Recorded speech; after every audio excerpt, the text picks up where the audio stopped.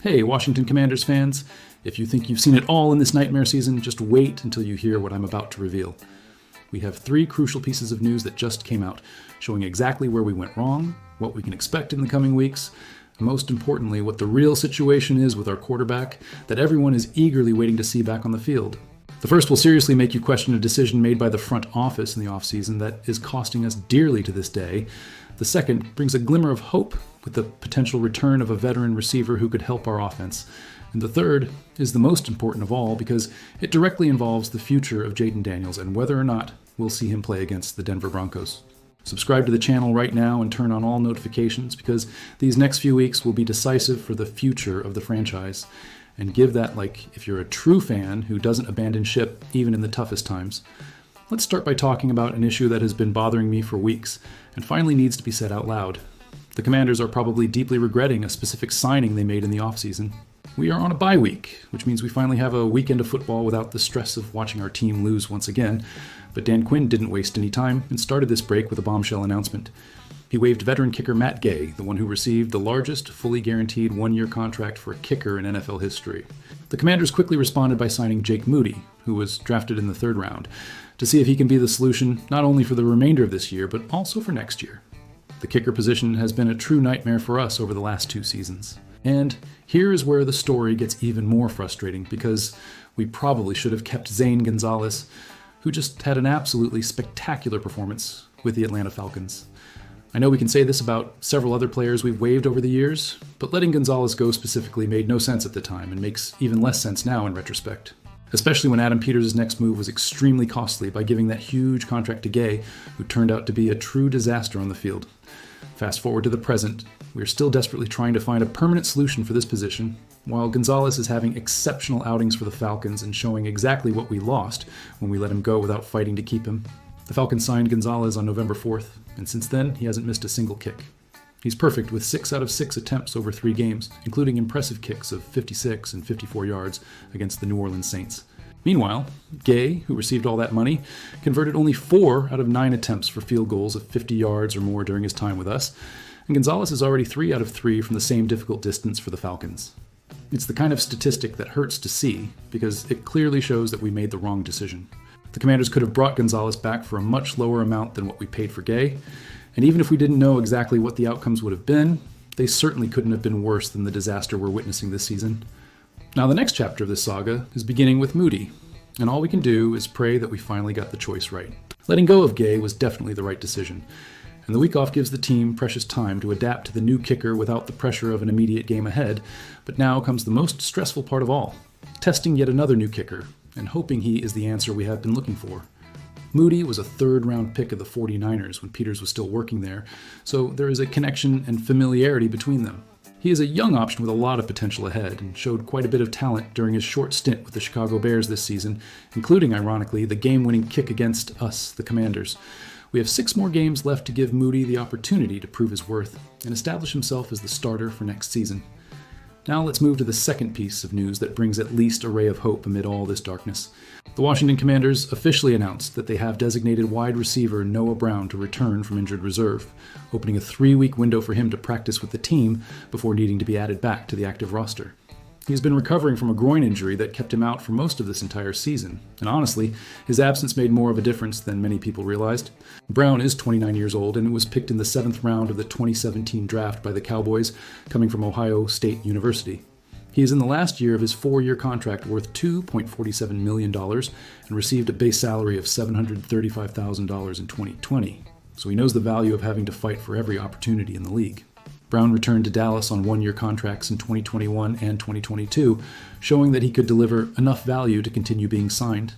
After that, he signed a 1-year deal with the Texans and re-signed for another year to play in 2024 with Houston.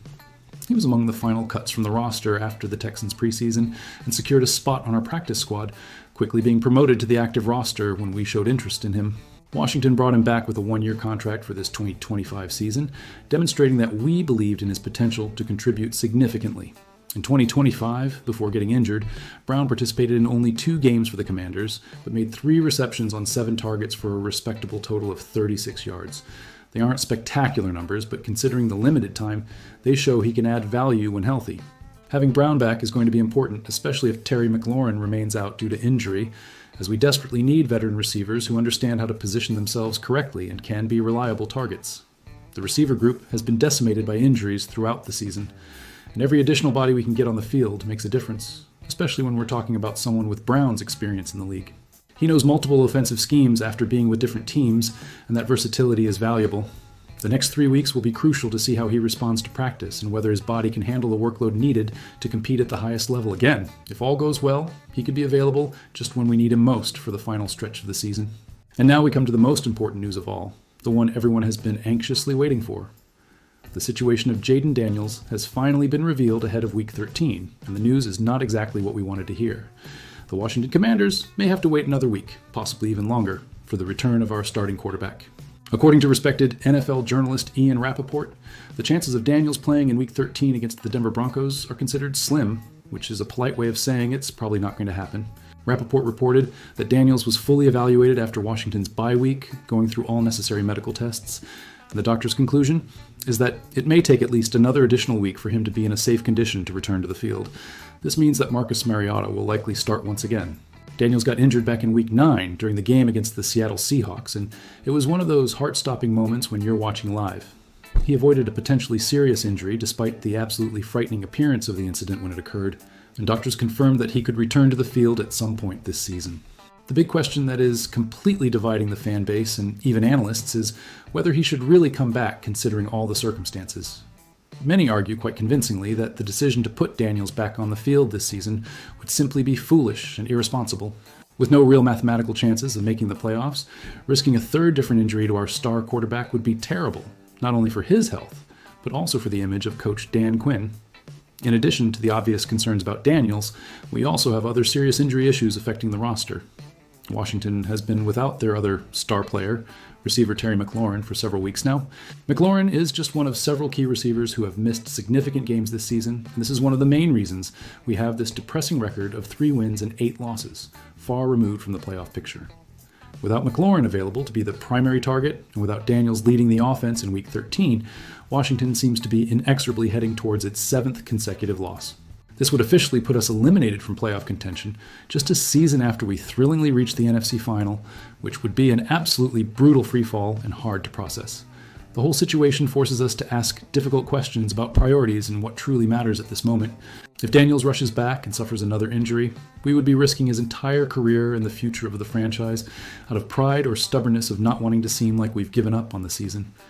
On the other hand, keeping him away when he's eager to play and help his teammates could affect the locker room culture and the competitive mindset we are trying to build.